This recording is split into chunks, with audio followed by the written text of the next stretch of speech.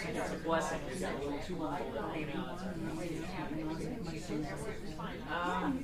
However much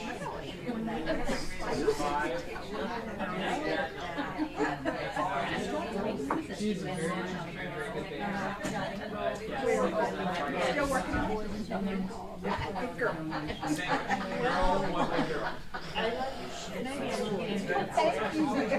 These are my 4th of July shoes, but I wear them all the time.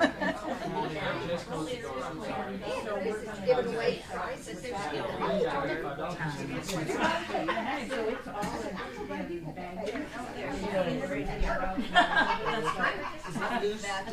just gotta start. Thank you. So we're going to jump into things. 40 years. That's awesome. How long? How'd you make it so long? I said, well, first you have to find a woman who'll put up with your faults, Yeah. and then you have to find, and you got to find a woman who has a sense of humor. Uh-huh. Go together. And you got to find one who will work hard, and then you have to hope those 3 women never meet one another. I need to say that at 48. I want to say that into the mic. That's a good thing. How funny. So So then the question is, which one do you end up with? Yeah. You got 3 to choose from. Which one do Is you end this up with? humor or is this the faults? The hard worker? Which one is it? She's like, she's not going to say any of those. Sorry, the spiritual lady. How funny. That's awesome. All right, we're in Mark chapter 7. Almost We're going to halfway. jump into it today. Almost halfway through March. School has started for everybody. I don't know. It kind of feels like I know it's not. I know this is a typical Arkansas fake fall, but it almost feels like fall out there. It's getting down to the 50s at night and stuff. So I'm here for it. That's kind of nice compared to the hundreds we've had the last week or so. Oh my gosh. So we're in Mark chapter 7, and we'd spent pretty much in class the entire class time last week talking about clean and unclean. And so I don't know if anybody. Did you go home and wash your hands a little more extra? Did you, Wait, no, I did it less because because it doesn't matter because as it's much? what Is comes it is? out of me that That's right. It's not- defiles yes, me. that's right. But it was one of the few times that Mark has given us a glimpse of, at least for Jesus, a very extensive rebuttal, I guess I should say. Yeah. There's people who have accused him or not appreciated his teaching or had something, a difference of opinion, and he's made comments back to that. But this is, here in chapter 7, he really kind of lays into the people that had disagreements with him, specifically about this, these traditions. He used that word multiple times, that they were holding on to traditions instead of paying attention to the actual commands of God. And so, so the big thing was, I don't think Jesus was even saying that traditions in and of themselves are necessarily evil. And so I want to make that clear from our discussion last week. It's not that traditions themselves are bad or are inherently bad. I mean, some of them are. But, traditions themselves, if they're good things, it's not a bad thing to hold on to them. You just don't need to hold on to those in lieu of holding on to the commands of God, or to supersede the commands of God for the things that you are most comfortable with or have been taught, well, this is the way it is, even though that's not necessarily the way that it is, right? So Yep. I think that was kind of the big thing for Jesus. And Mark even made this parenthetical statement as Jesus is talking about clean and unclean, and said, Mark was like, by Jesus saying this, he declared that no foods are unclean, that all foods are clean, which I don't know if that was necessarily Jesus' purpose, but Mark throws that in Mark's there. like, here's what he's really saying. Yeah, which if Mark, again, writing years later and looking back on this, is also writing to a predominantly Gentile audience, as we assume that he is, then he's kind of reassuring the people who are reading this, at least initially, like, hey, if there's bacon is fine.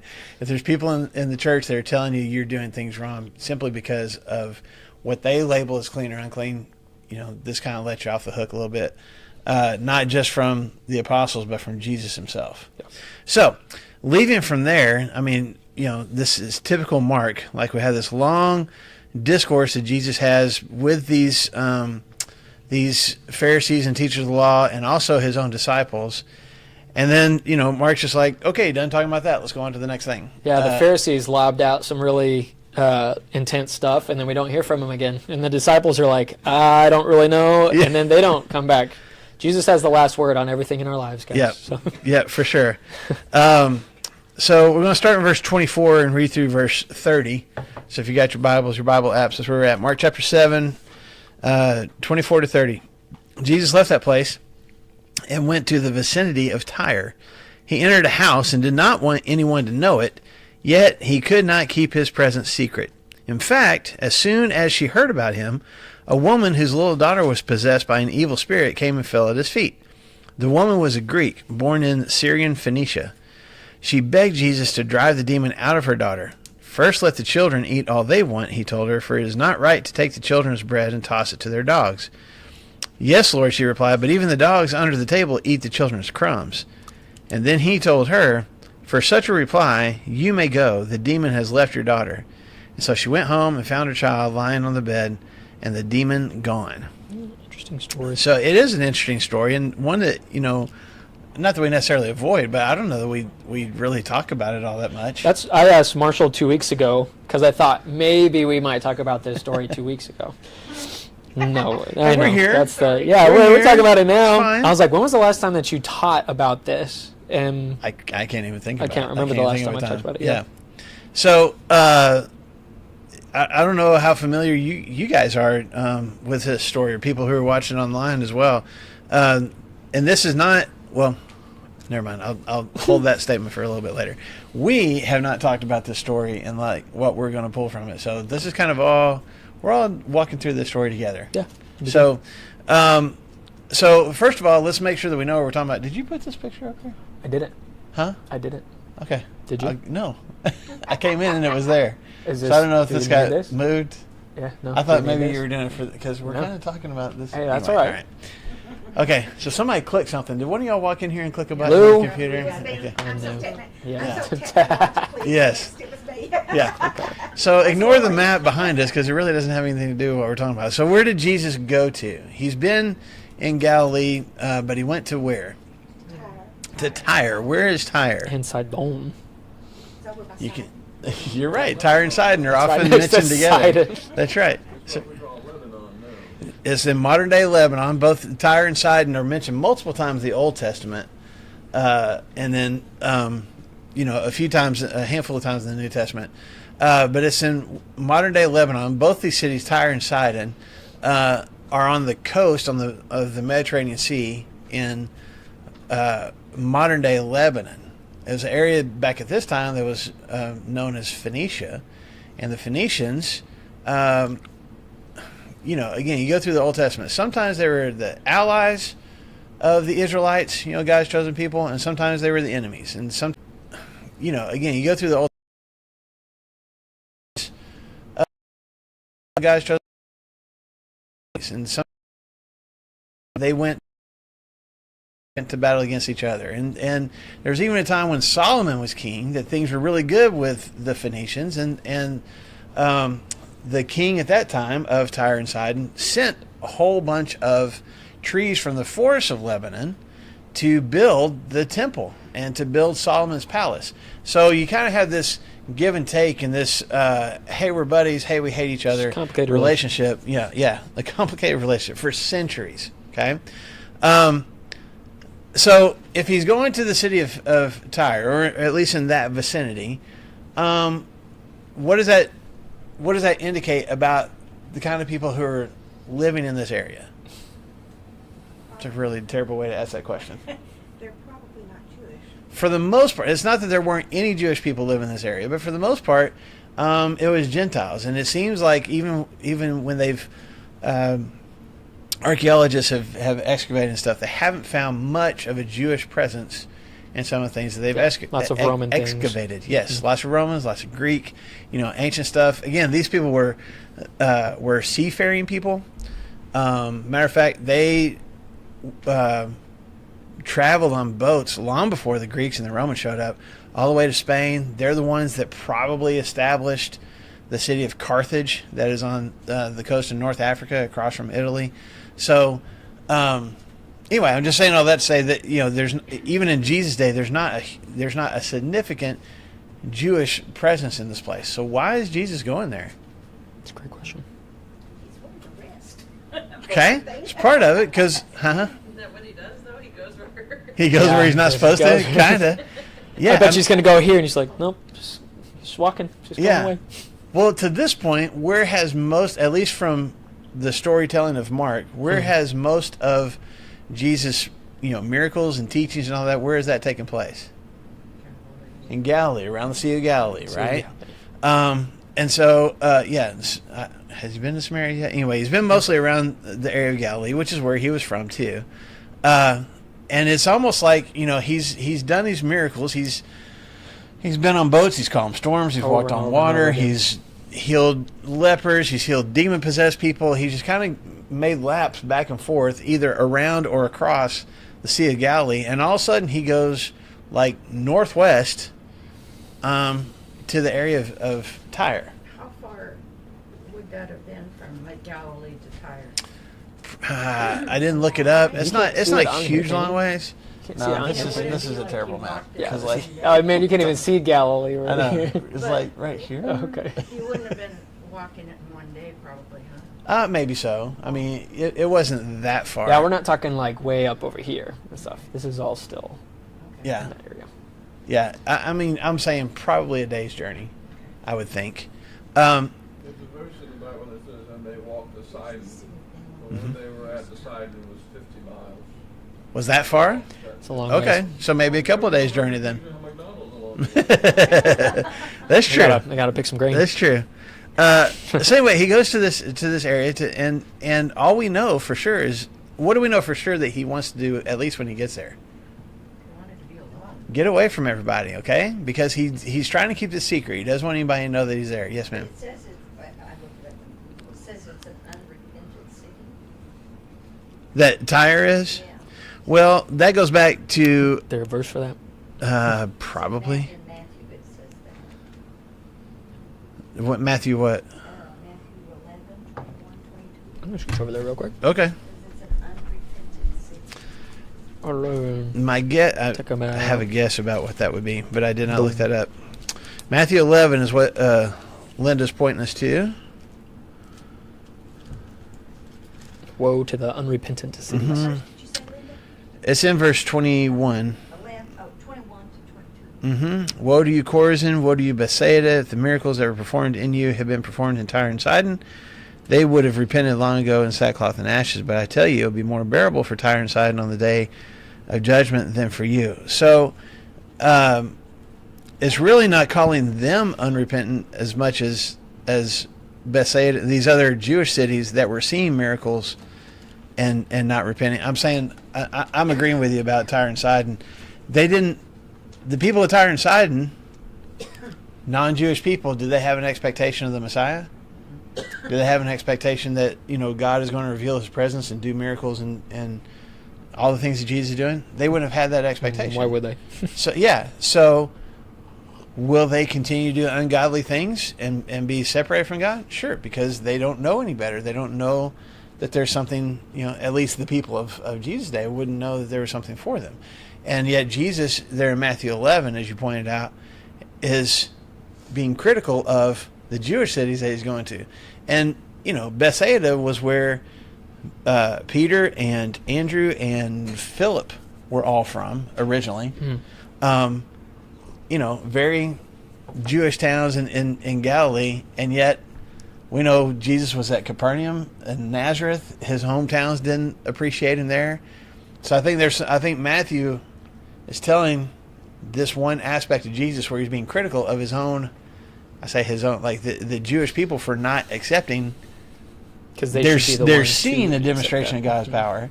They're hearing the message and they're still not accepting it. And he's like, man, if I went to the people who don't know anything about God and don't know anything about the Messiah, they would be more accepting of it than you guys are. I have a note that says the Jewish cities were port cities, so had flourishing trade and were very wealthy, and the people were proud, historic nations. Yes. Yeah, very wealthy cities. Matter of fact, I can't remember if it's Sidon or Tyre. I feel like it's Sidon. was actually, there's part of the city that was on the shore, and there's part of the city that's out on the island. And so especially when enemies attacked, everybody would go out. They had kind of a fortress built on the island out in the water a little bit, and they were fairly impenetrable. And so they defended themselves really well against enemies and stuff until Alexander the Great came along, and then he built a bridge all the way out there. Yeah, he destroyed the town that was on land, and then took a lot of those rocks and others and piled it up and created a bridge out there. And then they're like, you know what? We surrender. Yes, sir. Golly. You know, when Nebuchadnezzar sacked Jerusalem, the people of Tyre mocked. Yes. Yes. And Jeremiah prophesied that they too would be sacked, and that where their city was would one day be just a place where Ash heap. fishermen dried their nets. Right. Well, Nebuchadnezzar comes back, sacks Tyre that's on the coast. Mm-hmm. So they moved out to the island and built a city there. And then Alexander comes along and he takes all of the old timbers and all of the dirt and all the rock from the original city. and builds a causeway to defeat the city. Right. So that now where the original city was is just a pile of rock where people, fishermen, dried their nets. That's Right. so awesome. And that's where that's so I believe it's in cool. Ezekiel 20 something, where Ezekiel specifically says they're gonna build, like talks about them thinking themselves as invincible on their island and how they're going to be defeated. You know, he didn't specifically mention Just make a movie the about Greeks, that. but it's prophesied ahead of time. So, not to belabor the point, but these people don't have much of a preconceived idea of who the Messiah is. And maybe this is one possibility, that's part of the reason that Jesus went there, because nobody knows who he is.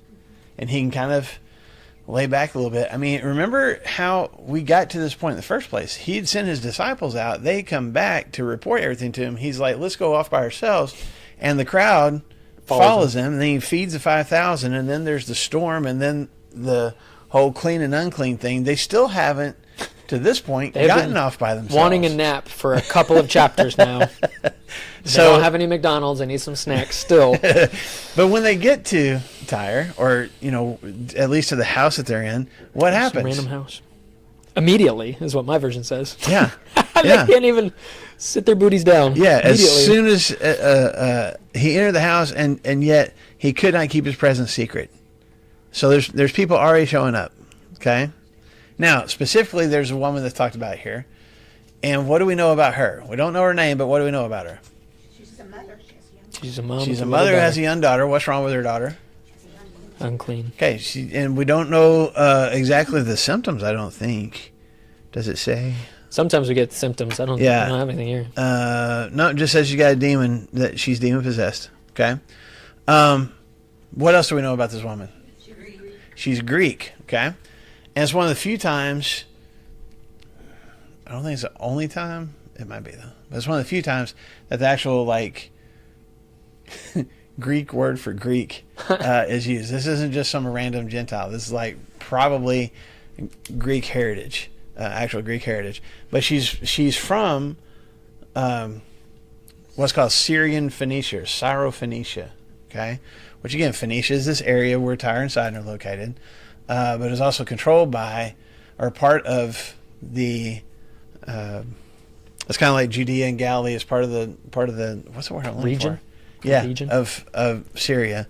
So anyway, so from what you see there, would she have at least much background or much awareness of a Messiah? Probably not. I mean, it doesn't seem like she has any kind of a Jewish background. Like, Mark goes out of his way to say, this woman is Greek, not Jewish, not even like a Grecian Jew or a Greek Jew, as the Bible describes sometimes. She is Greek. She doesn't have any Jewish heritage. But by now, wouldn't word have spread around the region about Jesus and all his miracles? And I mean, people came to Jesus and didn't believe who he was. Right. And so maybe she's Just one of those. one of those. Yeah. So, 4:24 says that news about him had spread all over Syria. People brought to him all who were ill with various diseases, etc., That's in Matthew chapter 4. The people that in Syria, people in Syria had heard about him. In Mark, back up, we're in chapter 7 right now, back up to chapter 3.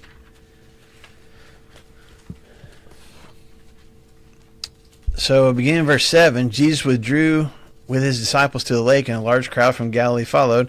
When they heard all he was doing, many people came to him from Judea, Jerusalem, Idumea, and the regions across the Jordan, and around where? Tyre and Sidon. Okay? The whole class said, Tyre, Sidon. So that's in verses 7 and 8 of Mark chapter 3.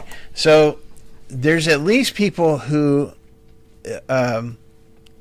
maybe even some people with like a Jewish background have come into Galilee, have witnessed the miracles, have heard what Jesus had to say, and have gone back home and talked about him. Obviously not just to their Jewish friends, but to other people. Yeah. Okay? So it's not completely out of the ordinary that this woman at least is aware. If she hears, hey, there's this guy, Jesus of Nazareth, he's come to town. She's heard about him, even if she doesn't know anything about a Messiah or promises of God or anything like that. She knows there's a miracle worker in town, because either she saw him herself or somebody came back and told her about what they saw him do. Okay? And the Greeks, I mean, they're incredibly religious. I mean, all of us are at least a little bit, Greek mythology and all of that. There was gods that they would worship for such and such and such and such, the air, the harvest, sexuality, childbirth, all of these things. And then whenever Paul goes to Athens and is talking about them, they're covering all their bases because they're worshiping all these gods, but then they have, this temple to a god that they don't know, just in case. Yeah. And so it wouldn't be, even if this woman was full-blown Greek and everything and was all into Greek and all of that, at least those gods and those higher powers that looked down upon them, it wouldn't be beneath her or outside of her comfortableness for her to be like, well, here's a guy that's doing miracles. Yeah, that's where I'm gonna go. Right. I've prayed to Asclepius, the god that was supposed to heal my daughter, and that hasn't worked. So why don't I go over here and see this other god man, or at least somebody that's doing some kind of miracles? Maybe he's a demigod. I'm not sure. Yeah. But we're gonna go and see. And she's I've heard very, of Achilles. very I've heard of these other people. Mhm. Maybe this is one of those guys. Yeah. Yeah, absolutely. So as you say that, is there an element of faith that this woman has, even to show up to see Jesus in the first place? Okay, faith in what? Faith, Okay, which is what Jairus came forward to Sure. when he had his daughter that was on her deathbed. it's not faith that he's a son of God, Right. because she wouldn't have, that wouldn't mean anything to her, right? Just faith that he can do something, Yes. because she's heard about that. Okay, so she comes to him and she asks about her daughter that's demon possessed. What is Jesus' response? Let the children be filled first.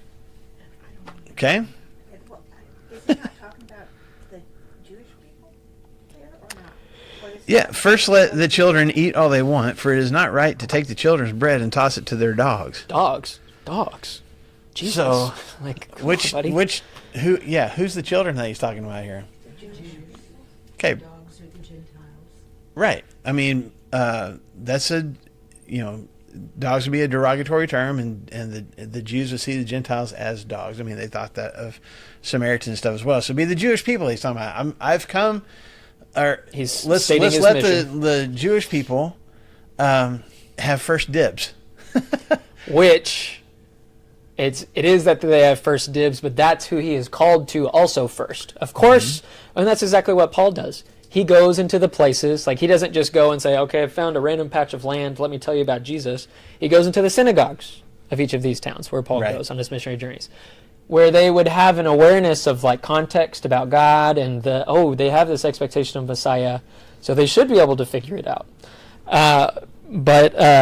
Yeah, it's just here he's like, my first job is to come to my people, to come to the promised people, and to tell them, to show them that the kingdom of God is here inside of me, and I'm preaching forgiveness, and the kingdom of God is here, and all that. And so that's my first thing. But it is a little rough and tough for Jesus to Isn't it a struggle say to hear some him of say these this things. though? Yes. Because what is he calling her? A dog?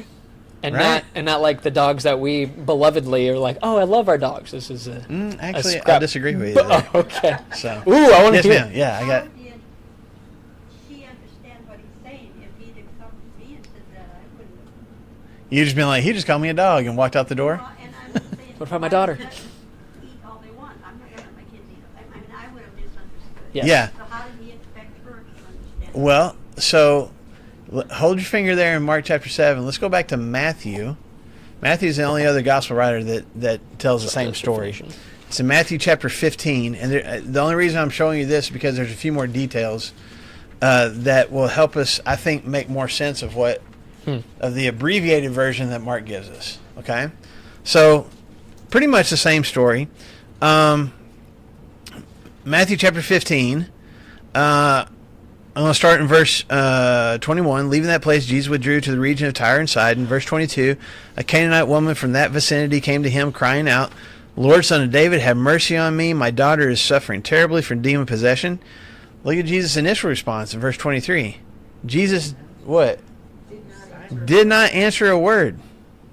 Didn't even respond when she's crying out. Okay? Which, by the way, is sometimes Jesus' response. I don't know if y'all remember when the woman caught in adultery was brought to Jesus in the temple in John chapter 8. And the people are accusing and saying, what do we need to do? What does Jesus do? Bends down on the ground and starts writing on the ground. I'm gonna doodle a Like, little bit. okay, so sometimes silence is kind of a An key answer, thing. Yeah. Nobody wrote. Yeah, I do too. So his disciples, verse 23, came to him and urged him, send her away, for she keeps crying out after us. So here's your typical disciple response. Like, she's annoying. Do something about her. But not help her. What do they want? Get her away. Get her away. Because why? She's annoying. But not only is she annoying, huh? She's a Gentile. Yes. Okay? Not even a Samaritan. I mean, even the Samaritans kind of get a little bit of attention from Jesus because they at least believe in the same God and have, some of the same beliefs. Not this woman. And it's a woman. Like, There's a lot going she against doesn't her. even need to be talking to Jesus. He's a Jewish rabbi. So here's all these things that are stacked against her, and the disciples are like, get rid of her. They're not doing it, but they're telling Jesus, like, hey, you got the authority to send her away. Okay. Peter had to have the dream of the sheep being lowered down with the different animals Right. before he would go and speak to the Romans because that's their attitude toward them. Right. There's this whole, it's racist. There's this whole separation. Us, we are better than them. Verse, where are we at? 24. Thank you. He answered who? The disciples. His disciples. So he answered them, not her. She's still crying out. He answered them, I was sent only to the lost sheep of Israel. So, Mark left that detail out. But I think that's why she would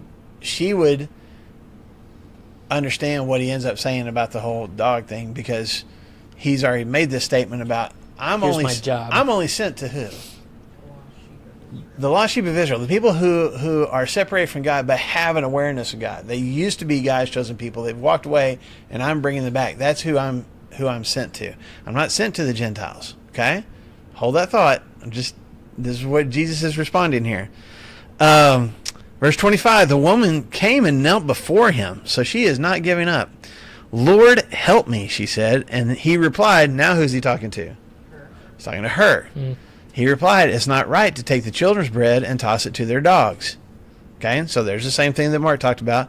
Verse 27, yes, Lord, she said, but even the dogs eat the crumbs that fall from their master's table, which is what her response is in Mark. Okay, so Clever report. Same thing. Hey, if the kids are eating, I don't take food off of their plate and throw it to the dogs. She's like, true, don't disagree, but the dogs also get the crumbs, or maybe the child who's going, and All day at my house. Broccoli. yeah, broccoli. feeding something. Well, that's okay because broccoli's a vile weed anyway. So, then verse 28. Then Jesus answered, "Woman, you have great faith. Your request is granted," and her daughter was healed from that very hour. So over in Mark, it just says, "Hey, They just get right to the point. Good answer. You can go. The demons left." Here in Matthew, you get a little bit more details there, where Jesus is like, "This is about your faith. This is it is your actions because what you believe that has moved me to do what it is that you're asking for. Yes, sir. Interesting, my Bible study this morning was on these very verses. Oh, is that right? And the point of Bible study is that sometimes God says yes, sometimes he says no, and sometimes he says wait. Yeah. Because she was just crying and crying and crying, and the disciples were just driving us nuts, sending her away. But the answer was wait. And Yeah. she got the But there was also persistence on her part because Yep. she didn't stop. Persistence and faith. Yes, absolutely. Okay. It's similar to the woman who touched the hem of Jesus' garment, isn't it? Somewhat. Jewish, but it was still, she was a woman and she was daring to go to. The persistence. Yeah, absolutely. Yeah. Absolutely. Her going out of her way and breaking tradition, breaking social norms. Yeah, and that's what this woman is doing too. Okay, so yes, ma'am. So was Jesus just sent to deal with the Jews? And leave, let the Gentiles, Good question. whatever, It's a good question. Was Jesus only sent to the Jews? first to the Jews. First to the Jews. I mean, that's what Paul said, right? First for the Jews, then for the Gentiles, right? Go ahead. Oh, that's the question that we're wrestling with here. Is like, okay, so Jesus is only sent to one specific group of people that we have the whole Old Testament about, but that's it. Yeah, that's it. And then Jesus' response, at least right here, confirms that of like, okay, even if you get some crumbs, like if you hear some murmurings, like that's how she may have heard about Jesus, of the people that we talked about in chapter 3 right here, that were from Tyre and Sidon while they were following Jesus and all of that. Like those are the crumbs, but not her. He's not actually for her. So, in answer to your question, 16 says, "Go and preach to all the world." right? Yeah, but it turned out that the Jews rejected him and the Gentiles accepted him. Yeah, that's part of what the book of Romans is all about. Yeah. That's part of what Paul is kind of harping on. If you read through the book of Romans, is hey, the Israelites, the God's chosen people, they had their opportunity, and they rejected, and so now everybody has an opportunity. Which there's tons of New Testament books that are struggling with this. Wait, you guys are in too? You Right. guys also? I thought it was just us, because Yeah. for a long time it was just us, Yeah. even though God's plan and intent was for the entire world. So, to answer your initial question, I would say yes. As far as Jesus' mission here on this earth, For those 3 years. so let me back up.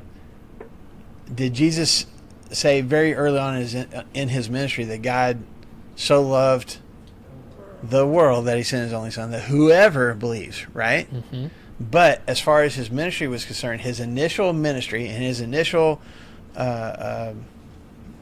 presence in this world and the initial audience that he went to was Jewish. And that was the plan. Mm-hmm. I'm going to God's chosen people who have walked away and rejected their relationship with God, and I'm coming to heal that. God has always had his chosen people, and his chosen people have unchosen him, if I can say it that way. And so Yes. Jesus is Yes. coming to reconnect. And now, what happens after Jesus ascends into heaven and the church begins is now the Gentiles get to become part of God's chosen people. And it's no longer just this one group of Jewish and maybe Samaritans. It's for everybody, which is what Jesus said it was going to be. But his time for those 3 years was predominantly focused on the Jewish people. This is one example, and there's another example of Jesus' interaction with a centurion that was also non-Jewish, and he did some healing for him too. Because of his faith. Yeah, because of his faith. But for the most part, it was for the Jewish people. Yes, ma'am. Go ahead, Linda. All the 5,000, like the 5,000, whatever. So all of those were Jewish, Mhm. or they're not some Gentiles? I mean, there might have been. They snuck you in? They The might disciples have. missed him. They The just disciples got missed him. frozen. Yeah. No, They everybody reach- had they enough. reach They in- got- yeah, They you reach in and they crumbs. just have crumbs instead of a plate. Yeah. So, Go ahead.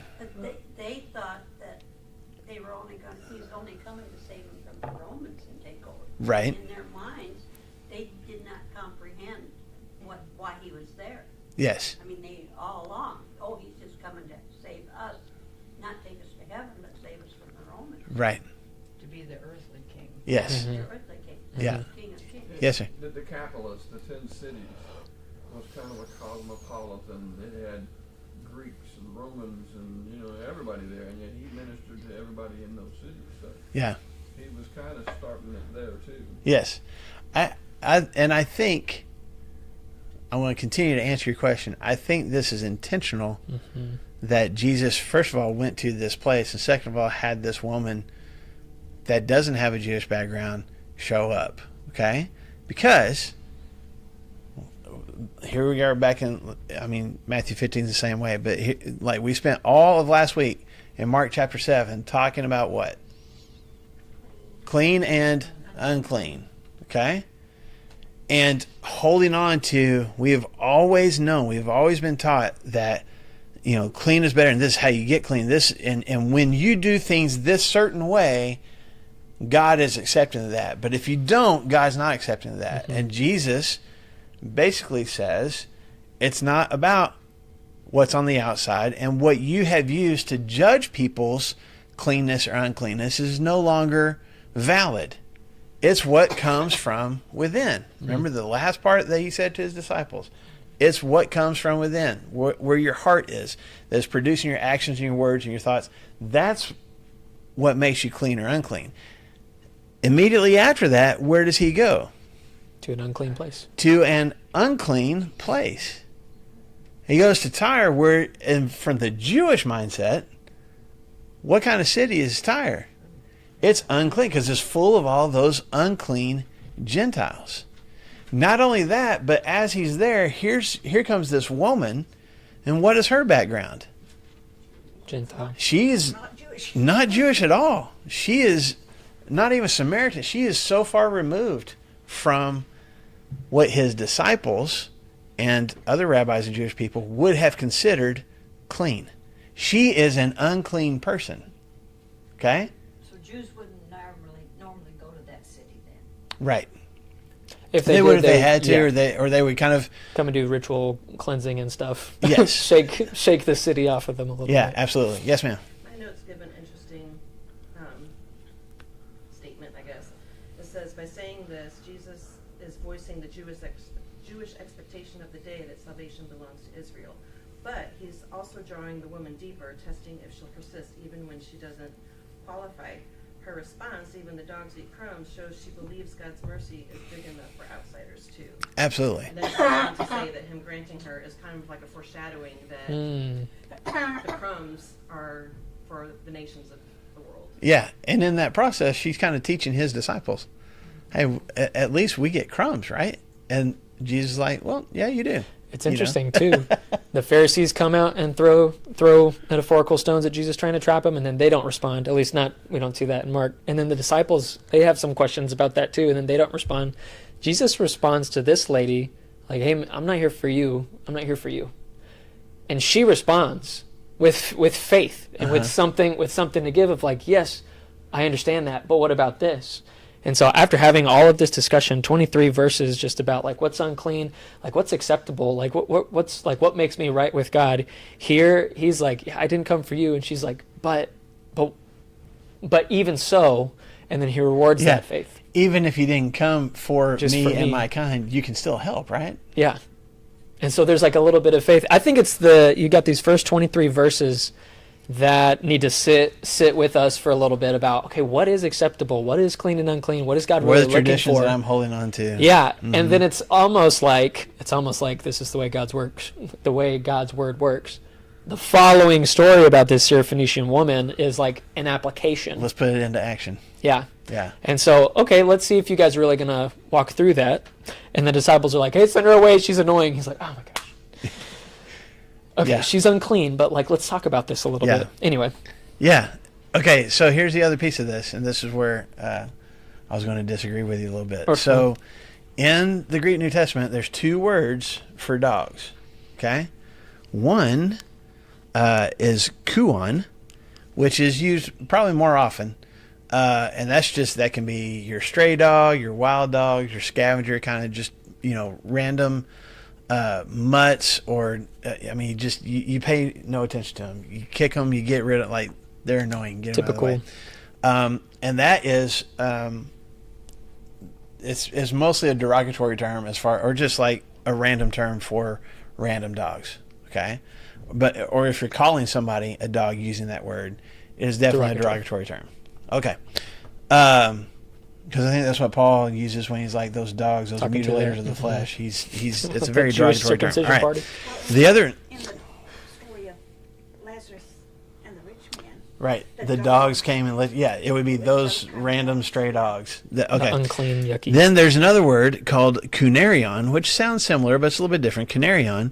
And that was a word that meant like a small dog or a puppy or like a lap dog, kind of like a house pet. Okay. So small dog that would live in your home, that would be like almost like a family member, what we would think of as our pets nowadays. All right. It's only used a couple of times in the whole New Testament. Guess where?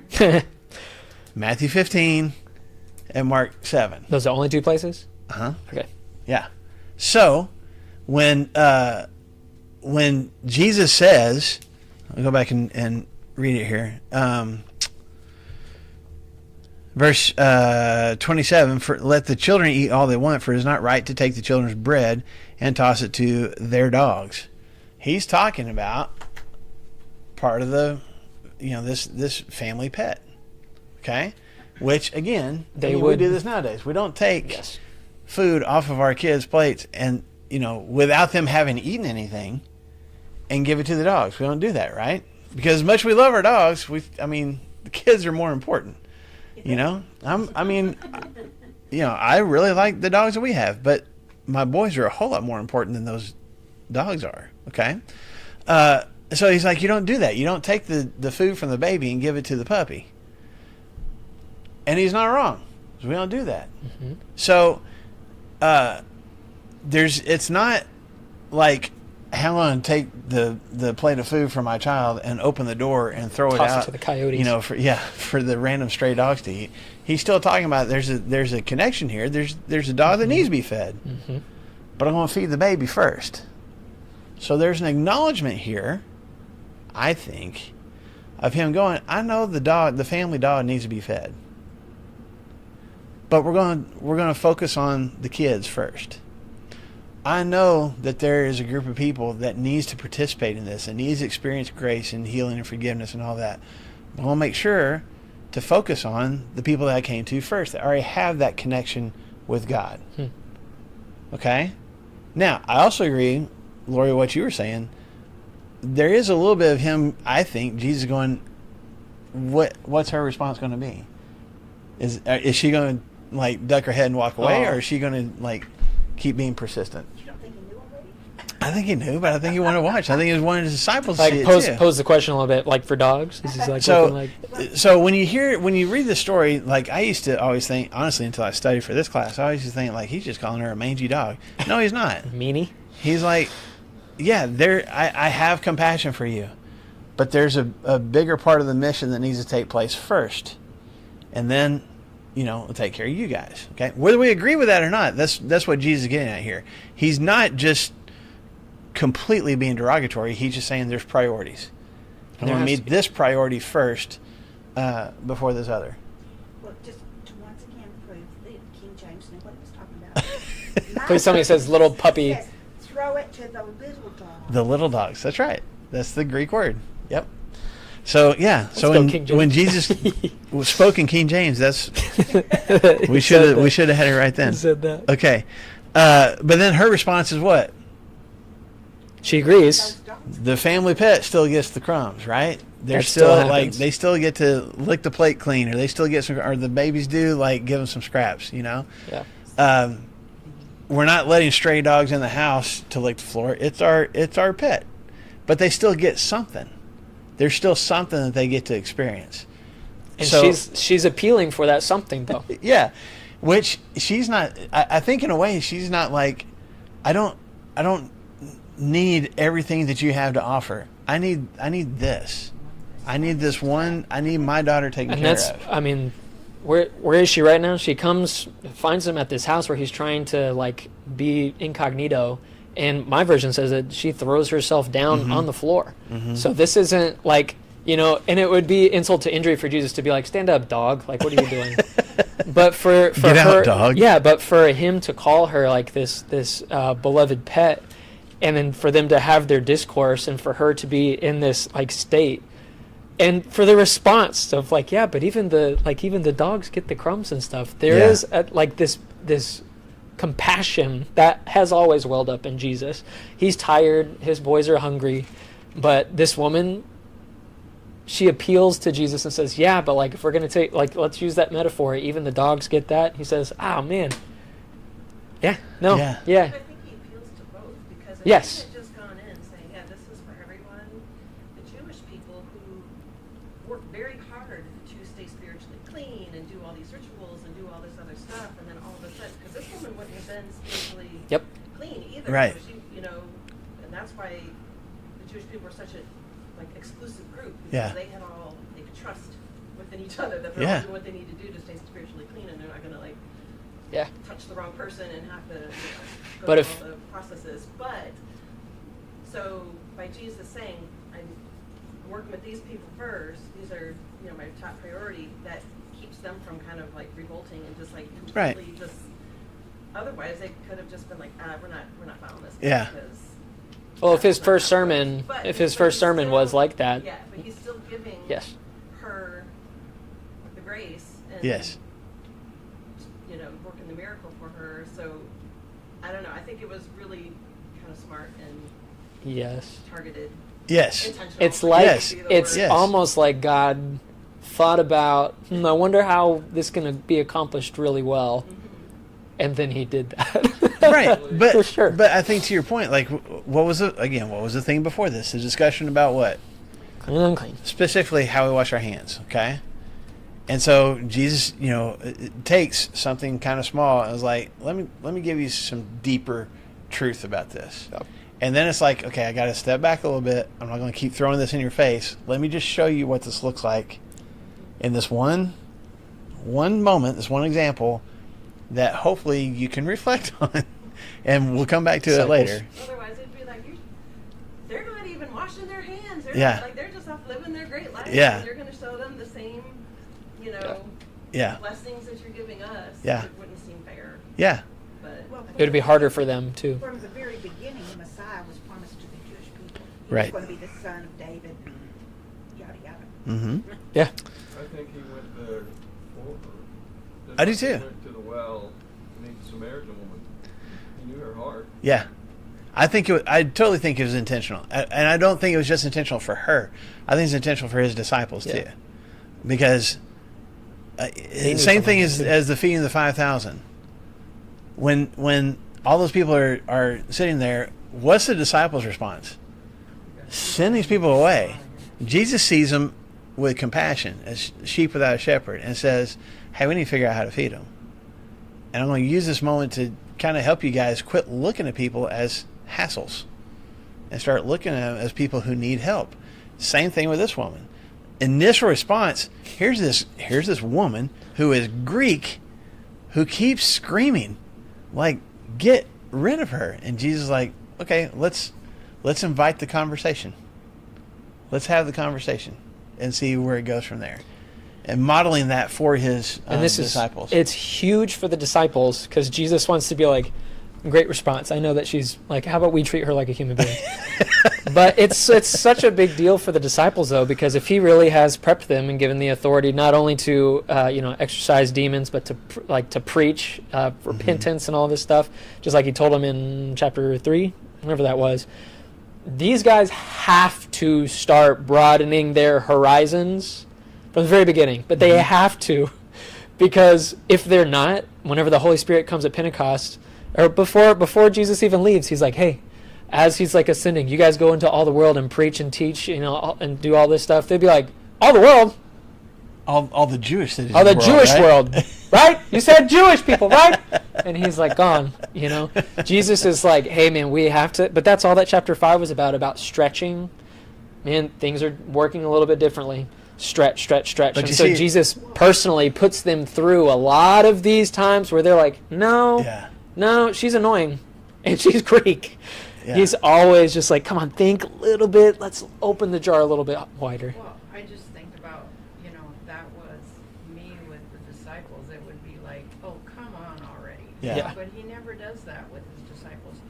he's constantly trying to teach them with examples, with For sure. words, And then with and yeah, and that's actual wonderful. happenings. But if you think about it, God continues to do this after Jesus is gone. As far as baby stepping, Yes. these Christians, because first, when the Holy Spirit comes on the apostles and they baptize 3,000 people and all that, who are the initial converts? Jews, Jewish people. all of them. Okay, there's no Gentiles. This for the Jews. Then, and it's all the way. You get all the way to chapter 8 of the book of Acts before we even let Samaritans in. And now we're going to Samaria and we're starting to talk about Jesus. We're starting to baptize disciples, and it's not even the apostles that are doing that. It's some of these lower guys, these deacons that are doing that, and they're sending word back to Jerusalem like, "Hey, these Samaritans are buying in." And like, "Oh, okay, We're good with well, that." Let's go. Connect with them. Then you go another 2 chapters before you get to one Gentile named Cornelius, and when Peter goes and baptizes him, and then comes back to Jerusalem, they're ready to kick Yeah. Peter out of the church They have to defend because himself. he connects with the Gentiles. And so I'm saying all that to say, like, you see Jesus modeling here what God continued to do with the church later on. We're not just going to rip the Band-Aid off sometimes. Sometimes you have to. But sometimes we're going to baby step through this. Let's accept Samaritans, then we'll accept the Gentiles, then we'll start going across the rest of the world. You know? Yes, ma'am. Well, I was thinking, in that situation with the Gentiles, with Cornelius, it took a lot of convincing for Peter to even go in. They had to Right. blow that sheet 3 times before he finally, And he was still thinking about it when they showed up. That's right. I don't know, man. Yeah. So, okay, real quick, I just want to throw this other thing out there to you. First of all, what an amazing thing that he heals her daughter. Act of And mercy. it's not even there. It doesn't like just, hey, when you get home, your daughter's going to be fine. Once again, we don't have any details other than Yeah. she's no She longer was demon fine. possessed. She got home and her daughter was sitting up. I'm like, hey, I'm good. Okay, what about this deaf guy next? Like, Yeah. Well, No, I'm just saying that's how quickly. I just wish we had more. yes, but we're going to hit him next week. I thought we would get both today, but that's okay. No, I'm going That's to a throw lot of this other context, thing out man. there to you. Just not completely separate, still connected to this story. So this isn't the only time that, I'll say it this way, that a man of God went to this area and healed a non-Israelite woman's child. That's my big note right Go here for at it. the very Go for it, beginning. man. I'll let No. you take. I'll toss the ball to you. If you, yeah, well, I was like, man, you got so much on this. I don't have hardly anything on this story. So, way back in the Old Testament. So if you scooch all the way back to 1 Kings, chapter 17, we're talking about this guy named Elijah, which we had this discussion with just a couple of us whenever you were in Alaska, I think. I'm talking about John the Baptist being beheaded and us walking through all of that. Herod looked at Jesus and the things that looked at Jesus and the things that he was doing and said, who is this guy? Let's see, it had been John the Baptist been raised from the dead. This is why these miraculous powers. Others said he's Elijah. So some people look at Jesus and say, hey, this guy's Elijah. Okay, so Elijah's this really powerful figure and stuff. Back in 1 Kings chapter 17, in the same area. Let me see if I can. Are you already there? I know where the area is. Oh, but- okay. Yes. No. 1 Kings 17. Actually, sorry. it is in the. No, It's right before 2 Kings. I Actually. know where Zarephath So is. I'm what just kidding. what I'm saying. Page 392 in my book. Yeah, Okay. so go ahead and see it. It's mine's 345. So in 1 Kings chapter 17, starting in verse 17, we can just read this really quick. This is about Elijah, starting in verse 17. After this, the son of the woman, the Well, mistress... okay, so time out. Yeah, go A ahead. little bit of context. Yes, please. Back in verse 7 is where he first comes across when God first sends Elijah to this area. Okay, so real quick, Elijah prayed. There's no rain falling on the land for 3 years. He's Long living time. out in the middle of nowhere, and God is having birds come and feed him. And then the stream that he's living by dries up, and so God says, "Okay, you need to go to this city called Zarephath." Zarephath, and that Zarephath happened to sit back in ancient times in between the two cities of Tyre and Sidon. Okay, so he sends Elijah to Lebanon, to Phoenicia, to this woman's house who is not an Israelite, Mm-hmm. who doesn't, as far as we know, have faith in God, and who because the famine is so bad, thinks that she's going to die. And the whole thing was he asked her for in verse 10 and 11, Mm-hmm. he asked her for some water, and she and a piece of bread, and then she says in verse 12, I don't have any bread, only a handful of flour in a jar and a little oil in a jug. Mm-hmm. I'm gathering a few sticks to take home and make a meal for myself and my son, that we may eat it and die. Like, she's preparing her last meal For when her son. Elijah shows up. And Elijah's like, if you'll just give me the water and a little bit of bread, God's going to take care of you. And he does. She never runs out of water. She never runs out of bread the whole time that Elijah's living with her, in spite of all this famine going around. I remember that on flannel graph very well. Okay, so that's a really quick context of what you're going with now. Right. So we've got that context. Thank you. I forgot about that going in. Verse 17. So after this, the son of the woman, who we now know who it is, the mistress of the house, became ill, and his illness was so severe that there was no breath in him. And she said to Elijah, "What have you against me, O man of God? You have come to me to bring my sin to remembrance and to cause the death of my son." And he said to her, give me your son." And he took him from her arms and carried him up into the upper chamber where she lodged, and laid him down on his own bed. And he cried to the Lord, "O Lord my God, have you brought this calamity even upon this widow with whom I sojourned, by killing her son?" And then, this is, a beautiful, what he has to do to heal through God's power. Then he stretched himself upon the child 3 times. And he cried to the Lord, "O Lord my God, let this child's life come into him again." And the Lord listened to his voice of Elijah, and the life of the child came into him again, and he was revived. And Elijah took the child and brought him down from the upper chamber and into the house and delivered him to his mother. And Elijah said, "See that your son lives." And the woman said to Elijah, "Now I know that you're a man of God," as if the continual miracle of the other stuff bread wasn't already wasn't there. enough, yeah. "And that the word of the Lord is in your mouth is true." All to say what you said, Marshall. Yeah. This is not the first time that a man of God proclaiming the words of God has gone into these particular spaces and has shown mercy and grace to a widow and her child. And so if you can see just how parallel those stories are, it's like there's a reason behind this that Jesus goes into there in the first place, of like he's doing something that's even greater than Elijah is doing, but also for the people that are reading this to go back and be like, wait, hold on. Didn't in 1 Kings that comes before 2 Kings, didn't this happen? To go back into their history, because remember, what's the very first thing that Mark gives us? He says, hey, listen, this is who I think that Jesus is. He's the Son of God, the Messiah, the Christ. And then he lets us decide. And so reading this story, we should be transported back to this story here in 1 Kings and be like, oh, Jesus is doing the same things as like the pinnacle of miracle workings in the Hebrew way of life.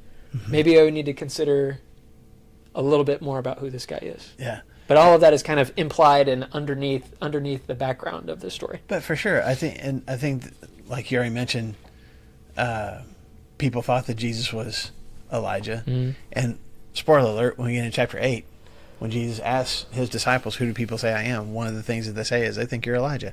Why? Because he does stuff like this. Because he does exactly the same thing that Elijah did. Mm-hmm. I mean, exactly. Yes. He goes to this foreign place, to this woman who doesn't have the connection with God's people, and he performs this miracle. But Jesus says about himself, and I think John says this about him too, that he is, one greater than Elijah has come. He didn't have to stretch himself out over that child. He didn't have to go and lay his hands on. What does he say? Even be in the presence of this child. Go home, your child's fine. Which is even greater than what Elijah did, right? And that's the kind of power that Jesus has, I think, on display. But what was Elijah's purpose besides performing miracles? Do y'all remember back in the Old Testament? What was the main thing that he was trying to accomplish? Well, he was a prophet and he foretold stuff, but when he ended up being in the cave and complaining to God, he says, I've been very zealous for God. I've been trying to get people, your people, to stop worshiping idols. I mean, he had the whole contest on Mount Carmel, right? Which God is real, Baal or Jehovah God? And the fire from heaven and all that. His whole purpose was to get Israel to get back in a relationship with God where they were supposed to be in the first place. What is Jesus' main mission when he comes to this earth? What did he tell this woman? I have come for who? My The children. lost sheep of Israel. The people who have wandered away from God, I'm bringing them back. What was Elijah's job? What was Jesus' job? Same thing. I'm going to get God's people back. So when we talk about did Jesus come here on purpose? Yeah. For a variety of reasons. He came here, first of all, because this woman needed him to come. He came here because his disciples needed to see breaking with tradition on display. And he came here because he is fulfilling what had originally been done by Elijah of calling God's people back and letting people see God's power on display so that they will come back to that relationship that they were supposed to have in the first place. There's a lot of stuff happening in this one little story that we, Say 6. myself included, don't talk about very much. Yeah, 6 verses, but there's so much color. Yes. It's like just reading it right off the bat. It's kind of like an empty coloring page if we're talking about kids and Yeah. all that. An empty coloring page, but just sitting there with it for a long time just kind of lets the colors flesh out. And like, oh man, this is kind of a big deal. Yeah. So, put a bookmark there. Next week we'll talk about this guy that is deaf and mute, and see about Jesus' interaction with him. The fifth. Well, it's in F- Hebrew F- too. Ephatha. Ephatha. Ephatha. Yes. You can practice on saying that before you come back to Practice class on next Hebrew. week. Aramaic. Want to remind everybody again, there's a box in the lobby for gift cards for Grant and Tiffany. So please, please, please think about getting them, just a Walmart card or something like that would be beneficial to them as they're starting their new life together. And bring that with you on Sunday or, for when you come to class next week and drop that off for them. That would be a big blessing. And then this coming Sunday is the last Sunday to sign up for the Heart Sister Connections thing. Also have a. Oh, go ahead. I have on Friends and Family posted an event, a Mary Kay event, and half of the proceeds that I get will go to the Hampshires. Cool. That's awesome. So, I have an update about that too, but I don't want to do it on live. So Okay. that's it. Okay. Yeah. All right. So thanks for the time today, everybody. Thanks for coming out. We'll see you Some next more week. coffee. Happy anniversary. Yeah. Woo! Assuming you're the wife we're talking about. I know we haven't figured out which one we're talking about here.